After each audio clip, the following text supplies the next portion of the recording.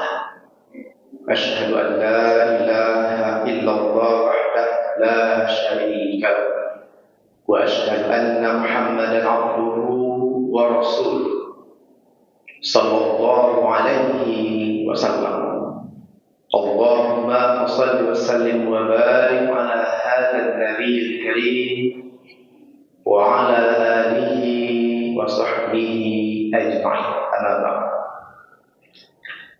Yang hormati para ulia, ustaz, alim ulama, sering pandai, bapak ibu, kaum muslimin, kaum muslimat, rahimakumullah. Alhamdulillah, dengan izin Allah kita bisa bertemu di rumah Allah itu. Dan alhamdulillah baru saja kita melaksanakan salat subuh berjamaah. Mudah-mudahan segala aktivitas yang kita lakukan di hari itu Allah balasi dengan balasan yang setimpal dan kita mendapatkan ridha Allah Subhanahu wa taala. Amin ya rabbal. Salawat dan salam Allahumma shalli ala sayyidina Muhammad wa ala ali sayyidina Muhammad. Semoga selalu tercurah buat Nabi Muhammad Rasulullah sallallahu alaihi wasallam. Bapak Ibu yang menghormati, pengajian subuh kita pada hari ini kita akan coba membicarakan tema tentang menggapai ridha Allah. Ada beberapa dalil yang terkait dengan ridha Allah. Pertama, Bapak Ibu bisa buka atau yang mengaji Al-Quran, surah Al-Baqarah ayat 207. A'udzubillahi minasyaitonir rajim. Bismillahirrahmanirrahim. Wa minan nasi may yashri nafsahu ibtigha'a mardatillah wallahu rahufun bil ibad. Yang kedua, Quran surah Al-Ahqaf ayat yang kali mubalik. Qala rabbi awzi'ni an ashkura ni'mataka allati an'amta 'alayya wa 'ala walidayya wa an a'mala salihan tardahu wa aslih li fi dzurriyyati inni tubtu ilaika wa inni minal muslimin. Yang ketiga, Bapak Ibu, Quran surah Al-Fajr ayat 27, 28, 29, 30. Ya ayyatuhan nafsul mutmainnah irji'i ila rabbiki radiyatan mardiyah fadkhuli fi ibadi wadkhuli jannati. Yang keempat, Bapak Ibu, Quran surah Al-Bayyinah ayat yang terakhir, ayat yang ke-8. Radiyallahu anhum wa radu an dzalika liman khasyiya rabbah. Mereka akan didukung oleh hadis Rasulullah SAW yang diriwayatkan oleh Imam Muslim. Bapak Ibu, pertama ada beberapa hal yang kita jalankan. Pertama, kita akan sampaikan apa itu makna ridha. Yang kedua, cara menggapai ridha Allah. Yang ketiga, apa balasan yang Allah berikan terhadap orang yang ridho terhadap Allah, yang keampe aku akibat ketika seseorang itu tidak ridho dengan ketentuan Allah, yang kalimu macam-macam ridho. InsyaAllah jam 10 siang. Bagus. Lanjut. Baik. Pertama kita akan menyampaikan tentang makna ridho. Secara bahasa, ridho itu bermakna rela, suka, menerima dengan lapang dada.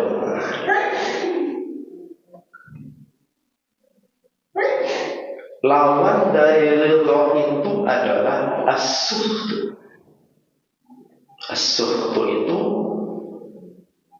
tidak menerima, tidak suka, apalagi tidak senang. Beda dengan ikhlas.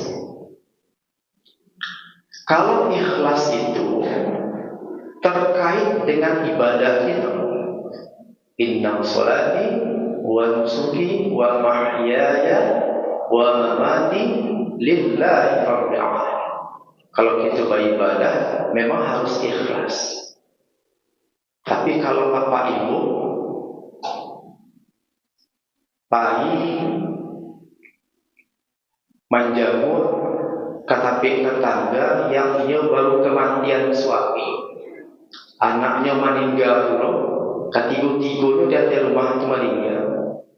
Ibu pai menjamur, ibu kecian, bu, teh, mak, sabar, ikhlas nih, nah itu tidak pas. Karena di situ adalah berlaku konsep ridho, menerima ketentuan Allah. Secara istilah Bapak Ibu, ridho itu adalah menerima sikap mental, menerima dengan senang hati, menerima dengan lapang dada segala ketentuan yang Allah berikan kepada itu, baik berupa nikmat maupun berupa bala atau ujian yang Allah berikan. Itulah ridho itu. Jadi kalau ada orang yang bukan ada begitu bahasanya, tapi sadonya kita ketika dapat nikmat itu sangat benar, sangat. Ada orang yang ibuati dapat nikmat di hari pakan matang, banyaknya coba dia balik balik. Ada apa? Tak ada yang baik. Satu gitu. Dapat nikmat itu pasti bahagia. Dan ketika Allah berikan ujian, bala, cobaan, apakah masih bahagia? Masih bahagia? Pasti mengalu, menanding, baku menikah, kurang kali, 2 kali sakit. Nah, berarti seseorang itu belum masuk kategori ridho.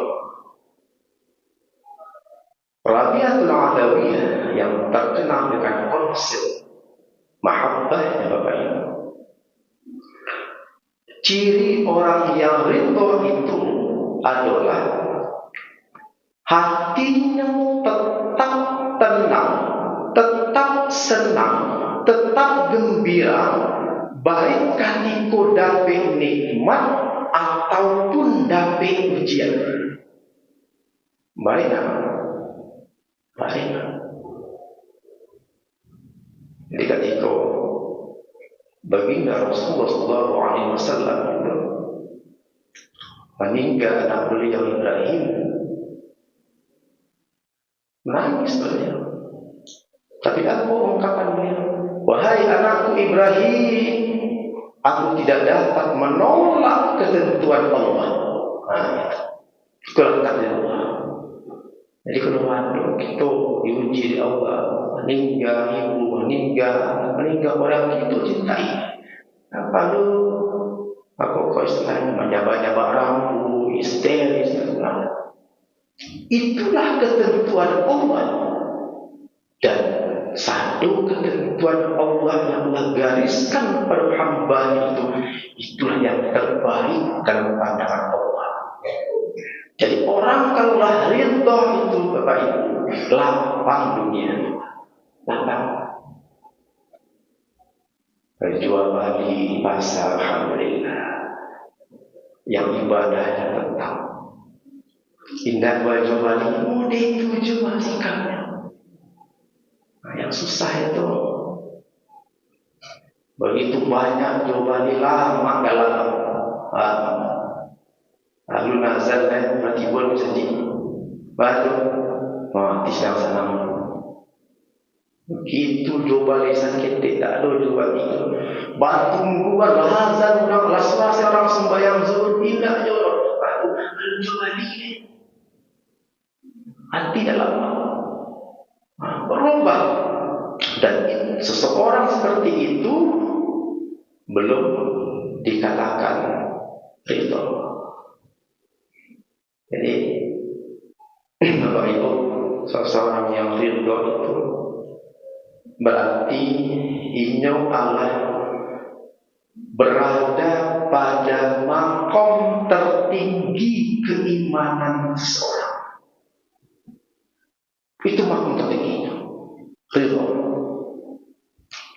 Dia nikmat, inyo menerima dengan senang hati. Dia ujian, inyo tetap menerima dengan senang hati. Ama aku patang hari makan di balian de apa sandar rancang untuk ayu dari kerayu apa saya kamak di balian sandar pakailah di hati sana di balian de udah tersayang pakai kamu saji dari malam hilang. Begitu di balian di apa sana enggak tiba sama begitu hilang.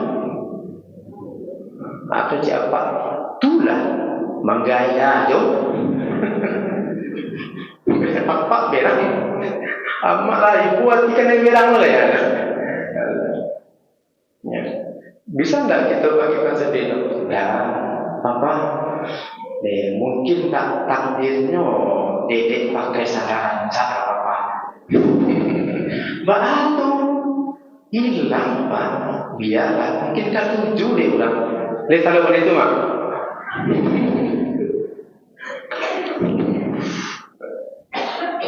balik apa ya Pak ya berang-berang ya Pak kan awal baik memang makanya ulama tasawuf itu mengatakan seseorang yang telah mencapai makam ridho berarti ialah mencapai makam tertinggi dalam keimanan. Itu satu. Yang kedua tentang bagaimana cara menggapai ridha Allah. Bapak Ibu, tidak mungkin seseorang mendapatkan ridha Allah kalau tidak ada amal. Itu mustahil. Karena tadi yang mengatakan bahwa ridha itu adalah makom tertinggi keimanan seseorang. Artinya seseorang akan bisa menggapai ridha itu kalau amalannya banyak. Kalau nanggung amalannya tidak bisa. Yang nanggung itu meninggal, model kematian, tak terima, golek-golek, lain semua yang lain di mana gua, dan amalannya tidak banyak, mungkin yang wajib-wajib sih. Kalau yang wajib-wajib sih Bapak Ibu belum bisa mencapai derajat ridho Allah. Itu makam tinggi. Nah, Bapak Ibu, terkait dengan itu kita akan dalilkan dengan beberapa dalil yang kita bacakan di awal tadi. Ya. Jadi tidak ada orang yang mendapatkan ridho itu tanpa amal soleh. Bapak Ibu bisa buka surah Al-Baqarah ayat 207. Wa minan nasi may yasri nafsahu ibtigha'a mardatillah. Dan sebahagian manusia itu berupaya mencari, mengorbankan dirinya untuk menggapai ridho Allah. Bahasa Al-Qur'annya wa minan nas, tidak satunya orang, itu sebahagian orang. Dan menggapai ridho Allah itu ibtigha'a mardatillah, berusaha beribadah. Nah, dipakui di surah Al-Ahqaf ayat yang kelima balik. Qala rabbi awzi'ni an ashkura ni'mataka allati an'amta 'alayya wa 'ala walidayya wa an a'mala salihan tardahu wa aslih li fi dzurriyyati. Bapak Ibu, surah Al-Ahqaf ayat yang kelima balik itu adalah doanya Abu Bakar Siddiq ketika memasuki usia 40 tahun. Itu doanya. Nah, dia cajo kita aduh siko yang 40 tahun. Lalu nampaknya aku sampai balik 2 sampai. Nah, yang akan mencapai usia, memasuki usia 40 tahun, Bapak Ibu boleh baca itu doa. Surah Al-Ahqaf ayat yang kelima balik. Qala rabbi awzi'ni an ashkura ni'mataka allati an'amta 'alayya. Ya Rabb, bimbinglah aku agar selalu bersyukur atas nikmat yang telah Engkau berikan kepadaku dan kepada kedua orang tuaku. Wa a'mal shalihan tardahu, bimbinglah aku agar bisa beramal soleh yang Engkau ridhoi. Jadi tak sadonya amal soleh itu kan ada juga orang yang elok pagi mencari nafkah untuk keluarga, elok tak? Elok. Tapi kalau niatnya bukan mengharapkan ridho Allah, encana ini. Encana. Contoh sederhana saja. Makan itu elok tak? Elok. Tapi kalau makan tidak baca doa dulu kan? Lalu itu elok tak? Elok. Tapi kalau lalu tidak baca doa, jago lalu tidak baca doa,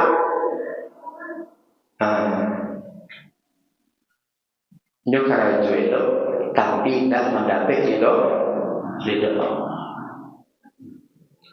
Wa a'mal shalihan tardahu. Nah, Bapak Ibu, menggapai ridho Allah itu dengan amal soleh.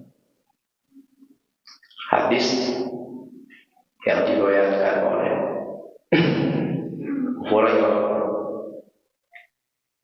aku kata Rasulullah, innallaha yarda lakum salasa wa akrahu lakum salasa. Allah itu ridho kepada kamu itu akan 3 hal. Wa yakrahu lakum salasa, dan benci kepada 3 hal. Jadi 3 yang diridhoi Allah, 3 yang dibenci Allah. Wa yarda lakum salasa, apa 3 yang diridhoi Allah itu? An ta'buduhu wa la tusyriku bihi syai'an wa an ta'tasimu bihablillahi jami'an wa la tafarraqu. Itu 3 yang diridhoi oleh Allah. Jadi seseorang yang ingin mendapatkan ridho Allah itu, Bapak Ibu, an ta'buduhu wa la tusyriku bihi syai'an, menghambakan diri, mengabdikan diri, menyembahnya, wala tusyriku bihi syai', dan jangan pernah mensertakannya. Itu amalan yang terbaik. Bapak Ibu, aku tadi katakan, seseorang yang ingin mengharapkan ridho Allah tapi tidak pernah beribadah kepada Allah, mustahil. Pagi kalam, pulang kalam, sembahyang tidak pernah, model dunia, malam jadi bangkai, siang jadi keledai. Seperti itu Bapak Ibu. Malam jadi bangkai, lalu itu. Siang jadi keledai, tidak tahu ya. Dia biasa, tidak pikir kalau dari mana sia yang magia sakit itu. Nah, itu keledai. Dan banyak orang yang seperti itu. Yang dia sakit di Allah, tapi yang keimanan tidak pernah bertambah. Malah ketika diuji Allah langsung ada damai. Kurang ketika lagi nikmat, rajin sembahyang. Begitu kurang nikmat berarti sembahyang. Ada loh? Aduh. Tapi tidak risiko Pak. Tidak risiko kalau ada lagi sih begini.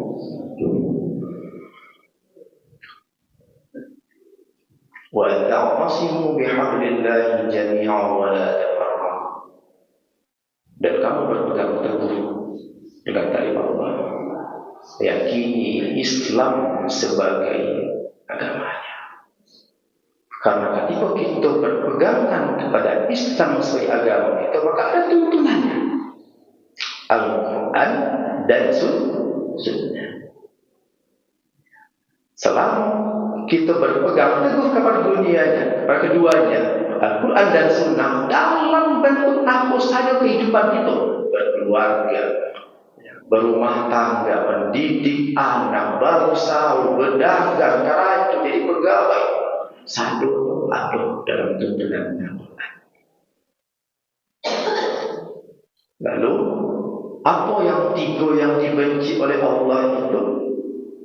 Qila wa qala, mengicik dan baik. Banyak cerita tak ada sumber, kira-kira tu juga. Qila wa qala. Oh, tahu lah saja memang mengicik.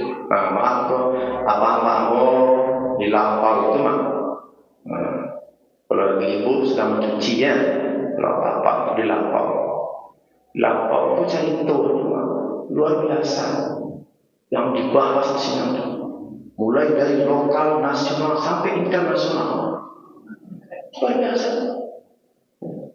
Ada orang-orang dari mana itu? Mandala mudah kali lah itu. Cina lah aja.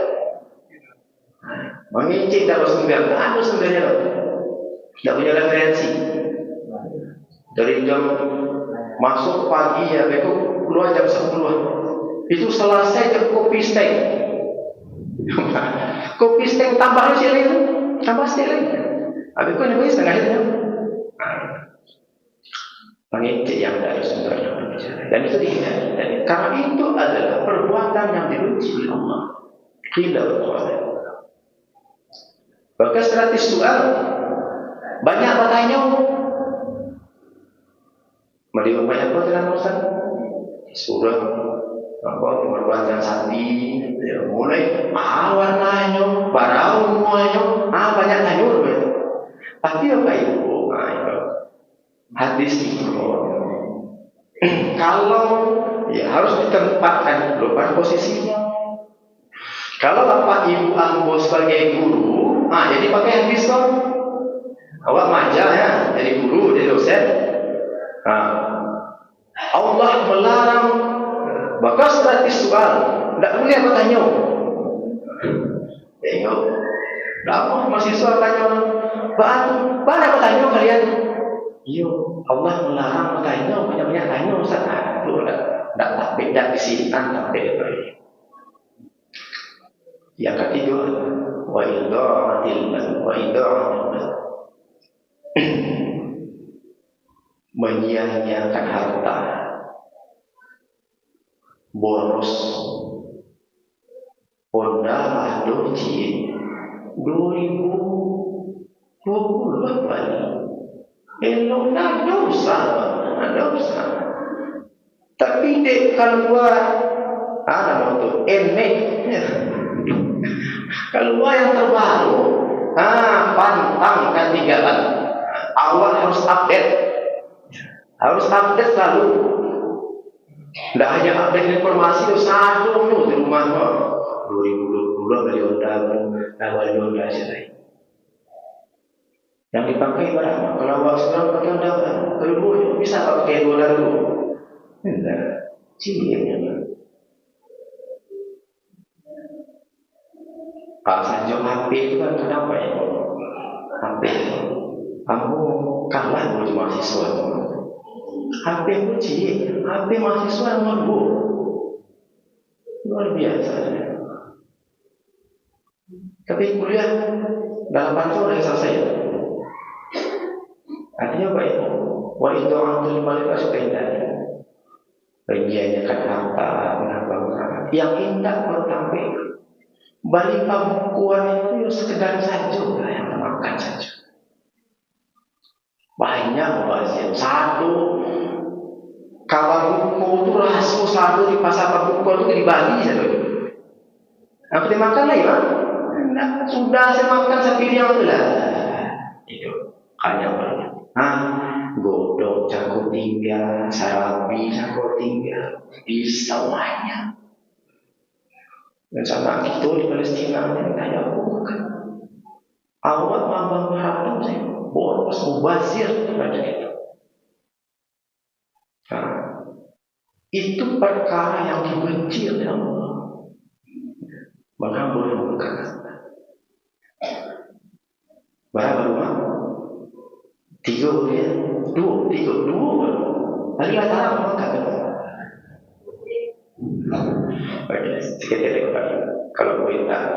Kalau pun tidak selesai, insya Allah Ramadan besok kita bisa memulainya. Nah, yang ketiga Bapak Ibu, apa balasan yang Allah berikan terhadap orang yang beriman? Berapa itu? Ya Bapak Ibu, sebelum kita jalankan, untuk mencapai seseorang yang bisa beribadah, laksanakan ibadah dengan Allah kepada Allah itu, terlebih dahulu ia harus memahami konsep mahabbah.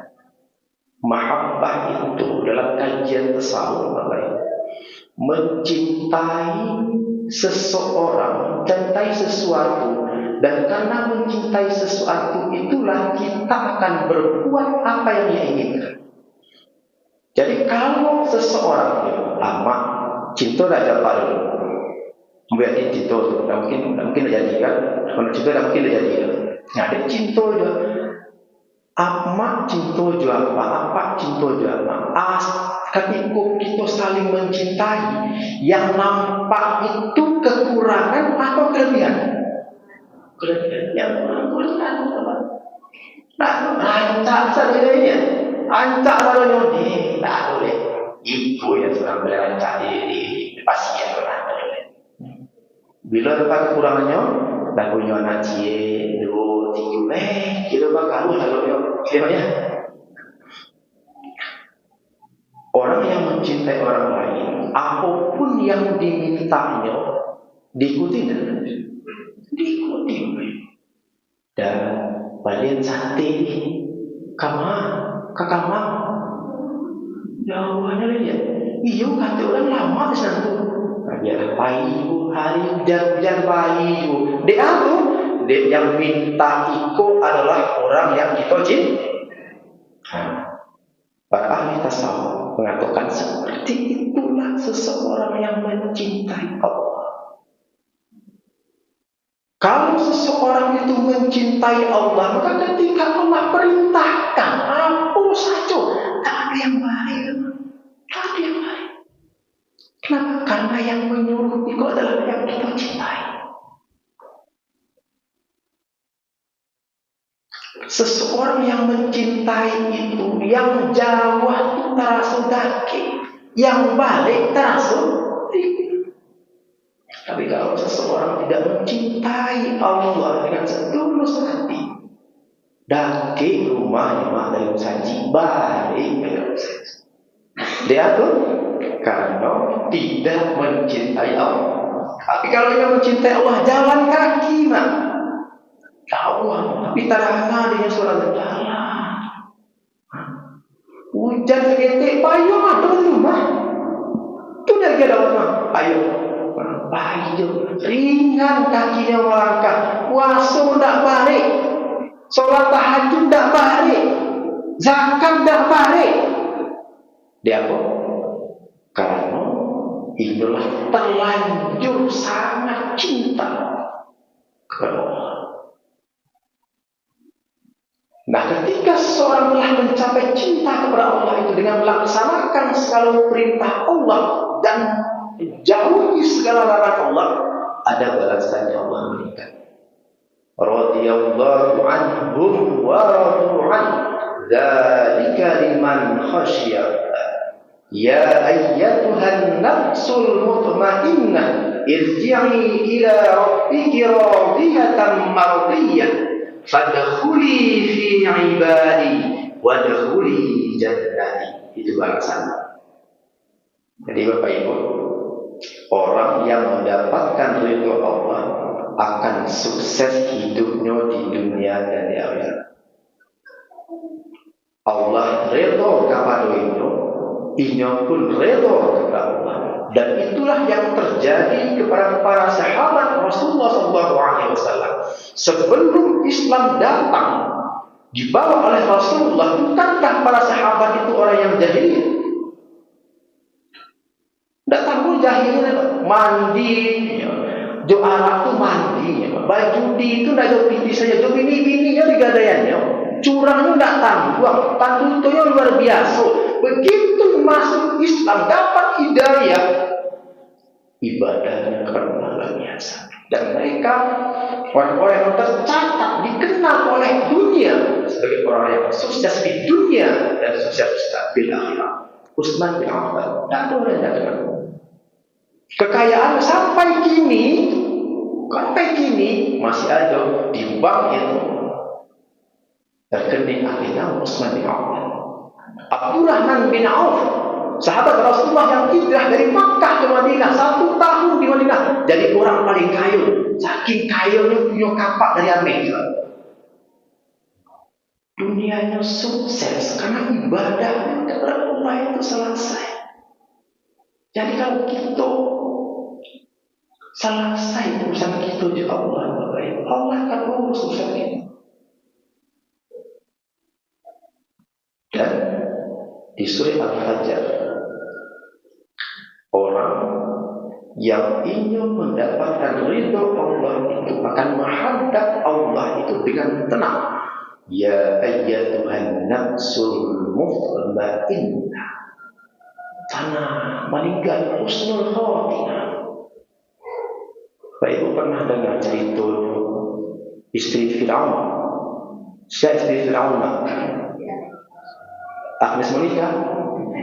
Oh, Sayyidah Musyiyah. Bapak Ibu, ketika Fir'aun akan memberikan hukuman kepada istrinya, Sayyidah Musyiyah itu berdoa kepada Allah, Ya Rabb, berikan aku suatu tempat di sisimu nanti surga.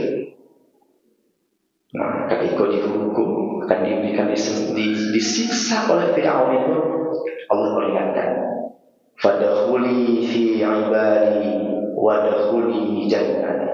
Allah carikan ke Sayyidah Musyiyah itu orang saruguk. Sehingga apa terjadi Bapak Ibu? Tersenyum ketika disiksa oleh Fir'aun. Tidak ada maksud sakit. Sehingga meninggalnya itu adalah husnul khatimah.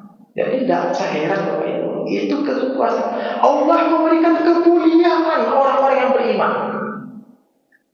Matinya itu husnul khatimah, tersenyum. Ada orang yang sedang sembahyang, ya sembahyang, meninggal.